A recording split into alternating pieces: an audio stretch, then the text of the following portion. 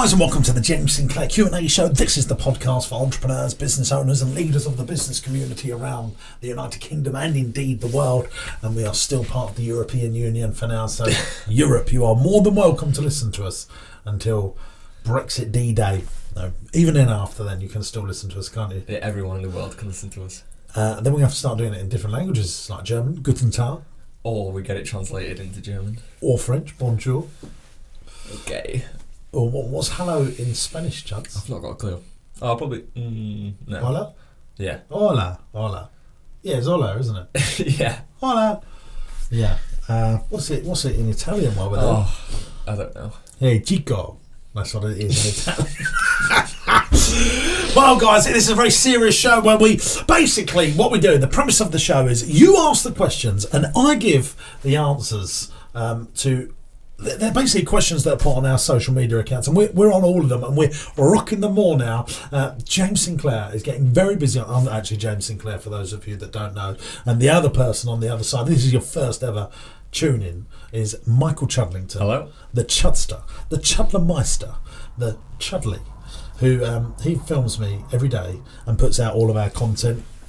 He's a very talented young man, and what he basically does is he gets all the questions together and then he asks them. So we put it out on all the major platforms, but also we record it so you can listen. We can watch it. Yeah, full video on YouTube, which you're watching now, as you can see us. And if you can't see us and you're just listening, then you're listening to the podcast. If you're wondering which one's which, the attractive one is James Sinclair. Yeah.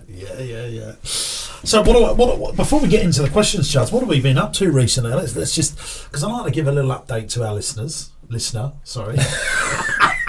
Hello, listener. Hello, Nan. No, basically, we've been up to. What have we been up to? It's. Well, I think the chaos is about to begin. The chaos. Yeah, you've got a lot of speaking, and a lot of travelling coming up. Yeah, a lot of travelling. Up to Lincoln tomorrow. Yeah, doing some modelling for Calvin Klein. Oh yeah, I wish. No, but yeah, we're doing loads of speaking. We're off to Portugal. Yeah, that's right. We've had a new idea for a TV show, which that was exciting. Yeah. So we just a little talk through that so that we can start bedding the idea. Then people can. Then we put some accountability, so people want to say, "Well, when are you going to do this thing?" Yeah. So basically, we got this idea. We really want to get people to watch us on YouTube, and we're fed up of not breaking through. Of having 7 viewers. We're doing slightly better than that. We sort of do well on LinkedIn. And overall, we get about 50,000 views a week on our stuff. And that's just not good enough, is it, Chuds? No. We want that to be 1 million. We want that to be 1 million. Then we'll want it to be 5 million and so on and so endless. forth. But we just feel like we're putting countless amounts of effort in. And I think what we need to do is go broad to find a niche audience. And I was thinking, why don't I go and start a business from scratch? Chudders will decide. This was my first theory. Chudders will decide somewhere in the country. Yeah. Somewhere in the country, and maybe I've got £100, which I can only use on accommodation. Yeah. So, I don't know what that would get you as accommodation, £100. That's why it'd be fun. That will be why it'd be fun, because I've got to try and find digs for 7 days. Yeah. And you can have unlimited budget. So I'll have a 5-star hotel. But for me, I've got to find somewhere and I've got to start again and see from zero. From zero. No, but the problem that we're having is that I can't call on my team. I can't even get you to do something for me. Yeah. All you're going to be doing is recording and documenting. Recording and documenting it. And I'm going to go into, say I choose Bradford. Yeah. And I have to generate income from zero. I think it's a fantastic idea. Now, there's people that have already done similar things. Yes, but I don't want it to be too lower hanging fruit for me, because, I don't want to leverage off of what I've got. For example, I could put a seminar on in Bradford, couldn't I? Yeah. And I could probably get 10 people to go along to that and sell them something at the end, or charge them a ticket price to get there. But that would be leveraging off of what I've already got. It needs to be something that's not using the skill set you've got, like not entertaining, no business speaking. Yeah, so I could stand in a high street and make balloon models all day and have 150 Go back to being Jimbo. Yeah, I could. There's so many options to me, but for it to be decent, we got to think about a way that. I hope that if the people listening and watching can throw some suggestions. Yeah, throw some suggestions, because we want to have like an even we're thinking like a 7-day or a fortnight or like a 5-day or whatever it may be documentary where you start from scratch and you build a business, or you make a success, or you make £1,000, or you make 10 grand, but it's got to be 0 to something, like a goal and a journey to prove that you can do it. I'm going to make £1,000 in 7 days. Yeah. Here you are, you're in the middle of Birmingham, you've got to make £1,000. I think that's a pretty cool documentary. I would watch that. Yeah. But we need to just figure out the logistics and stuff, so we need to plan. And really, guys, if you're listening to this or watching it on YouTube, put some comments, because we are going to build this idea. I'm pleased that we've mentioned it now, because I feel like we have to do it. Yeah, we are going to do it, Chaz. Well, I messaged someone from ITV, someone that I knew that I'd done a pilot with, and he has messaged me. I showed you, didn't I? The text messages. When he had messaged me straight away, so he obviously thinks. So what I'm thinking is it's The Apprentice meets The Secret Millionaire meets the X Factor sub story VTs. Yeah, but I want people to cry. I want people to cry when they watch it and laugh. Yeah, I mean, laughing at me really won't be a problem. Yeah, but I just think. If we could do it in a way as well that we could actually help people through the process, that would be lovely, wouldn't it? Yeah, the point of it, because you deliver so much value in backstage business vlogs, but it'd be nice to get it across a broad audience, just teaching the basics of business, the foundations of success, and just making it, so to speak. Because I know we can easily do it, but I don't want it to be too easy for me. Like I said, I've given you... No, you shouldn't be able to use your skill set. It should be, here's, I don't know, a book, you've got to sell the book for more than you bought it for. It's got to be like the basics of flipping and making money. Something that we maybe even give you a new identity, so you're not James Sinclair. What will be my name? Joe Blogs. No, I want a really cool name like James Bond. Rupert Monte Cristo. All right then. Rupert Monte Cristo. Should we? Because which brings me on to this book, because I think the premise really is it's very, very, very, very difficult to start a business and keep a business going.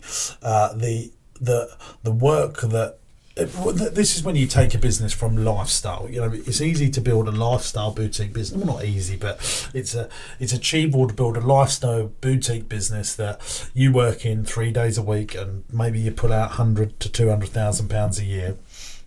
And you build what I would suggest, a wealth portfolio. Either you invest it into stocks and shares or property around you, and you can build a nice life through that. But if you are seriously entrepreneurially minded, and you build a business that goes past that point, like which we've done at Party Man, it can be very, very difficult. And I think this book here, which for those that are watching it, I'll say it for you listening, it's called Shoe Dog by Phil Knight. It's a memoir by the creator of Nike. Have you heard of Nike, Chance? Might have done. Yes, they make some shoes. They've done all right, haven't they? Yeah, they've done all right.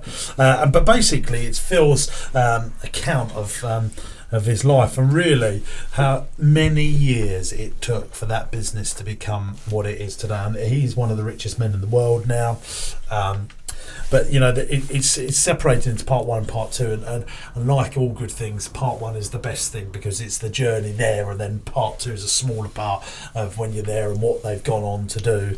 And it's actually why I like Richard Branson's first book, Losing My Virginity, more than his second book, Finding My Virginity, because the second book's only been out a year or so, hasn't it? And everyone knows that Richard Branson is a multi-billionaire. Yeah. He has an island in the Caribbean. He is flying out to space. We've flown on his planes. But the account in the first book was how he got the first billion, if you like, and how he'd done it. And this book is it's just spectacularly good at hand-holding entrepreneurs and telling them the processes of how difficult it's going to be. Now, I gave the book to Lissa, who's our chief commercial officer, and I work very, very closely with her. And I said, read this book, and she said something. She said it explained. She said I learned a lot from this book, and it explains me to her. Yeah, it reminds her of you. Yeah, yeah. Because I think, like me, Phil was a very attractive man. I was about to compliment you then, but you're just too modest. Lissa said that, like Phil, to do what you cannot comprehend the things that he's had to deal with, and I think that goes for a lot of people most entrepreneurs. People, especially because I've been working so close to you, I see some of the things you have to deal with. It is not just, oh, I'm going to buy this for a low price and sell it for a high price and make some money, then go home. Like, you have to deal with so much. And this book, especially part 1, all about the journey of Phil Knight and Nike, outlines, like you just cannot comprehend the things that he has to deal with. And you think, well, that's it. Nike's done then. Like, every chapter you think, that's it. Nike's not making any money. They're going to go home. They've gone bust. But if no one's read the book, you just need to. It's just unbelievable, the story, the things that Phil Knight did to make Nike a success. It's just, and that goes for most entrepreneurs, as you say. You take your hat off to anyone who builds a business because it's not easy. Yeah, but, I mean, basically, it's the whole premise is that leaders eat last, and that is, business owners eat last. Now they might, and this is what winds people up, is when they do eat last, they might eat bigger than anyone else. Yeah, but they deserve that. Yeah. But people don't know. That's like in group chat today. Ironically, someone was talking about greed. Is a such thing as being too greedy? And I was like, well, obviously that exists, but the people that have normally have the ability to be greedy have done so much more behind the scenes. Like you said, people who eat last, even if they eat more, well, the work they've done to feed everyone else is so great that. And this book really does outline it, and it's one of the best books I've ever read. And it's just, when I now buy a pair of Nike shoes, I just think the work that Phil Knight has put in, it's unbelievable. Unbelievable, yeah. That goes. I imagine that goes for every hard-working entrepreneur. Like, people just don't really see the true. Well, people don't see your true work. So, yeah, can you imagine running Nike? Yeah, it's the mental stress. I mean, when you think, when there's some bits in this book when Nike were turning like 30, 40 million and had no money. Yeah. And I absolutely resonate with that every pound that you turn gets sucked up into the sausage machine because there's always something else to buy. I had a managers meeting this morning and my team had spent £250,000 on various stuff for the future, and it wasn't extravagant stuff, Chuds. It wasn't like, it was stuff to benefit our customer. It was stuff to benefit the business that have a long-term payback. And it's just but yeah, I was speaking to Mark Creaser, who's co-founded Entrepreneurs Network with me, about how it feels like when you're a business owner that you are feeding many mouths but your own. But people, there's this thing about life, people only look at the end result and never the journey to the end result, unless that's someone that's been there and seen that. And I think Mark was an employee before he set up his own business and we set up Entrepreneurs Network. And when you're an employee, he was talking to me, and it was quite an emotional chat I had with Mark. He was having this chat with me, and he said there is no way that someone can even comprehend, and he said, I didn't, when I was an employee, comprehend when the buck stops with you. And actually, once you get over that and understand that's the way it is, you can deal with it much better. That's how. So it's even, recently, even up to 2 or 3 years ago, I got the ump that the buck stops with me. Now I just know the buck stops with me. I have to. You deal with it. If we have a rubbish month, I have to fund payroll, fund this, fund that. I just have to sort it out. And I'm not bloody peeving poverty here, Chuds. And I know one day my paycheck will come in seriously. Yeah, I'm not in a poor situation. Like Phil's. Yeah. People only see the tick on a pair of shoes that are for sale for £65. Yeah. And they think, oh, Nike are just this robbing company that don't care about anyone, and they just want to make money. And the journey that Phil Knight's been through, you can't. It's all the R&D that goes into building a company, the research and development. What does it cost to make an iPhone? It's $150, isn't it? And they sell them for $1,000. And people go, "Oh my God, they're making." I've heard it was $300, I think. Okay, so for the new iPhone one that just came out, they cost them $300 or something, and they sell it for just over £1,000. Yeah. So people would say, "My God, they're making $700 there. What a markup!" And yes, it is a massive, huge markup. But what people don't understand is the research and development that gets that phone, the people to make it. Yeah, and the endless meetings discussing how can we get this better. Because Apple have got probably tens of thousands of people working in software development and all that stuff, and it's the same with pharmaceutical companies, because people get the real ump about pharmaceuticals. People develop a medicine which costs them pence to produce, and they charge thousands, tens of thousands to sell it. But people don't realise sometimes there's been 15 years of research and development before they've even made a dime, and that's a true thing. This is a fantastic book, Shoe Dog. If you're an entrepreneur, then I really recommend getting it out and reading it. Even if you're not an entrepreneur. Yeah. Just everyone should read it so they understand. Yeah, even if you're the journey. If you're working for a startup, or a business that's really got aspirations to go somewhere that's fast growing, because that's Nike. It was a fast growing organisation, going from zero to millions of pounds worth of sales in very quick time. It can help you understand just how long it takes for a business to really get going, and it proves my thing that I always say, Chaz, that businesses are like children. Is you can't expect a 3-year-old to walk on its own 2 feet and just run their life, and you can't expect a business that's 3 years old to do the same thing. Really, if you look at people, it's only when people get to 18 that they can then start. They still need lots of parental. But even then, and it's when you look at someone at 40, that's when they're in their prime. Yeah. When someone gets the age of 40, so really you need to think about that as your business. It's 40 years in before stuff really starts to get going. Should we? Do some questions. Start. Well, I enjoyed that little chat. I just love the book so much. I could actually talk about it all day, but it's really nice and sad at points as well. That's why it's good. We'll leave that for the people who've not read that. So, should I kick off? Quick off. What?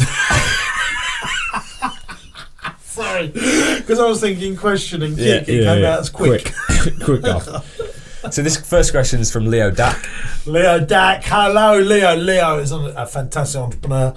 I've done some consultancy work with him, and he's a member of the Entrepreneurs Network. He emailed in. He's that eager to get this question. He's that eager.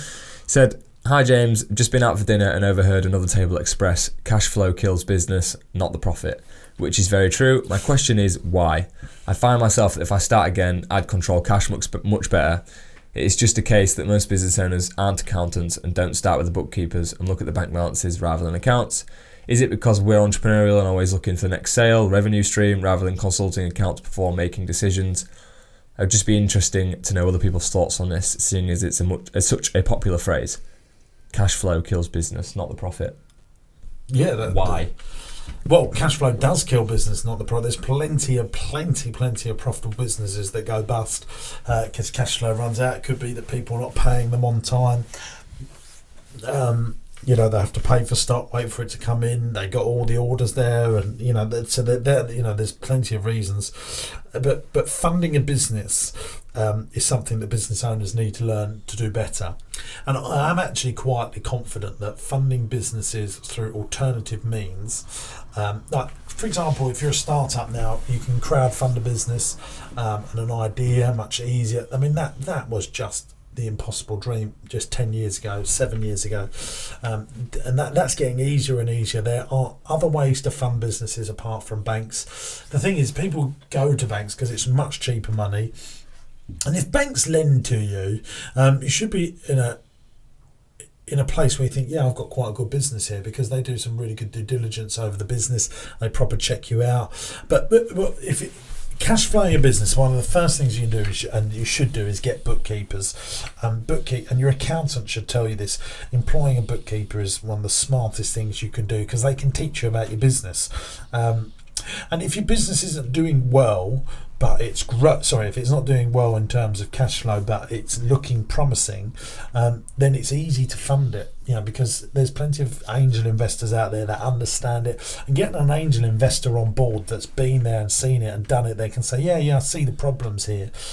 If you can demonstrate you have an understanding of accountancy, and I'm not saying tax accountancy, I'm talking about profit and loss accountancy, producing management accounts, that sort of stuff, is where you need to build a base level of knowledge. Because if you don't have that base level of knowledge, you can really get yourself into stormy waters, where all businesses go into stormy waters, but with that knowledge you know how to navigate out. Just went right over my head. Did it? Well, it sounded complicated. Yeah, I tried to simplify it. Basically, bookkeepers, management accounts, profit and loss, they're the three things that, because a bookkeeper can teach you this stuff very quickly, but just because, Chad, you could not make me edit one of your videos straight away, but if you showed me after 28 times, I'd start building up the basics, and then I go, oh, why don't you do this, why don't you do that?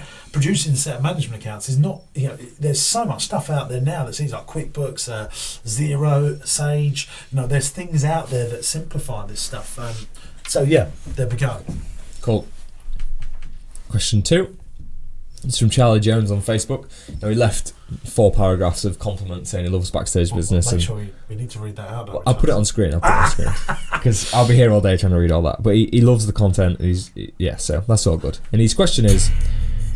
Sorry about that noise. What was that? There was a spring. My question to you is, do you ever switch off? And if so, how do you do it? I have loads of ideas going through my head all the time, and I'm constantly being moaned at by the other half for not finding the perfect home life balance. I took your advice on having a notepad and pen on me at all times. However, this triggers my mind even more. Lol. How do you switch off if so? And the name again, Chance? Charlie Jones. Charlie Jones. Charlie, thanks very much. Charlie, you have what I have, which is entrepreneurial dinner. DNA. DNA. He just thinks he's funny. So. Entrepreneurial DNA. If you've got it, you have to accept that's who you are, and I've accepted that's who I am. You can't change who you are.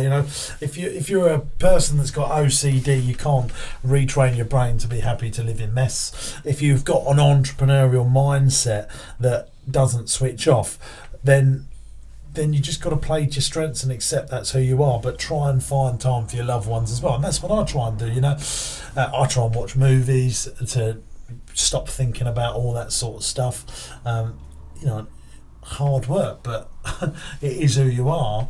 So you just deal with it, is what you're saying. You just got to crack on and deal with it. That's how everyone says to me, oh, you should try and switch off, try and turn off, and films is the only way you see that. Yeah, I do enjoy spending time with my friends, but it is, just you spend so much time with me, it's in my makeup, and even when we're doing something non-work related, still find time to answer that phone call or send an email or... Yeah, you can't comprehend. And that is what makes someone successful in whatever they do. And luckily that not everyone like that in the world, Even a leader of a company, I think about blooming Theresa May, I'm not turning this into a political situation, but, that woman must be working so freaking hard right now and everyone doesn't like her. I can't imagine. Imagine getting up thinking, right, who's going to hate me today? Yeah. And let me tell you now, I'm no fan of the woman really, but I admire her grit and determination. I don't think she's the best person for the job, but 10 out of 10 for effort, love. She's going out there. She's got everyone that works for her doesn't like her. Yeah. No, she's got most people in the country that don't like her. The fact that she's there got every everyone day. in Europe that doesn't like her, and she gets up and goes, and that takes a certain amount of, what would you call that? Certain amount of resilience. Yeah. It's more than resilience to get up and say, right, I'm going again. I've still got a job to do, so she's still going to... And I think it's the same with people that run business. She will, I'm sure she'll be sitting there eating her dinner and she'll be thinking, right, I must ring Donald Tusk tomorrow, wherever he is, and try and get that thing over the line. Yeah. She'll be going to bed thinking what she's got to do in the morning. The second she wakes up, she'll be thinking, right, my cabinet don't like me. She definitely will not have a work-life balance. No. That'll just... Her life is everything that's going on right now. Yeah. And if she cannot... if she can switch off, then I'm impressed, but I doubt it. Really doubt it. And so switching off for me is basically when you get an entrepreneurial person, their body's not at work, but their mind is. And you have different levels of scale of it, Chaz. And really the ones to massively respect are the ones that have fantastic work-life balance, that build medium to big size businesses, and they set it up. The thing that I really want to do is, one day you want to sell a chunk of your company or sell one of your businesses and have some time off and go again, because entrepreneurial thinking and mindset isn't just for someone that runs a business. It is someone. It could be a fantastic head teacher. It could be someone running an amazing charity. They've just got drive. They see opportunities. They make the impossible happen, and all of that in between. I don't. You're asking me how I switch off. I try my best, but my mind is always never far from. Just embrace it. Yeah, and if you can sing, sing. Yeah. Don't hold back. No. Oh. You definitely cannot sing. No, I cannot sing. Question number 3. Question number 3. This isn't said like a question, but yep. It was on a post of 70 other questions or so. So Catherine Graves, who's an entrepreneur, is that a member? Yeah. Is she a member? She certainly is, Catherine. She's basically a champion for hypnobirthing. Yeah. She came to the farm recently. She did, yeah. She's joining group coaching next year as well. Shout out Catherine. Hello, Catherine. She left a comment saying, building team spirit, full stop. Basically how we build team spirit. Yeah. Well, what would you say to that? First of all, team spirit is about a team really that's with you when times are good as well as and they're there when times are bad. I think it's really important that you build spirit by having an end in mind and a vision that they can all follow, so that when times are tough, they can be with you, like a good family does. A good family goes through bad times as much as good times. Someone can, have some tragedies in their family, and a good family will have a good spirit because they know what everyone wants to achieve and where they want to get to in their life, and they pull people with them. That's what I find in lots and lots of business owners and entrepreneurs is they don't communicate what the end goal is. Chances countless videos of me talking about this, but that's the first stage of building team spirit. Making sure everyone knows what your goal is and your vision. Yeah, and then you build a positive culture around you. But this whole thing, it's really hard to build positive culture in, on a continual basis, because the person at the top needs to make sure that everyone below him is on that journey too. It's very tough running a business and keeping it going. It's not tough running, organisations away from businesses and keeping a real positive culture. If you want a positive culture, then you've got to work hard at it. It's very, very similar to a relationship. If you're with someone and you want a great culture in your relationship, a great positive spirit in your relationship, both people need to work hard at it, and you need to recruit happy people that are naturally there, so that it infects the rest of the team with happiness and the right spirit and culture. You talk about attitude over skill set. Yeah. So that's already from the get-go. You've employed people that are already happy and want to be there.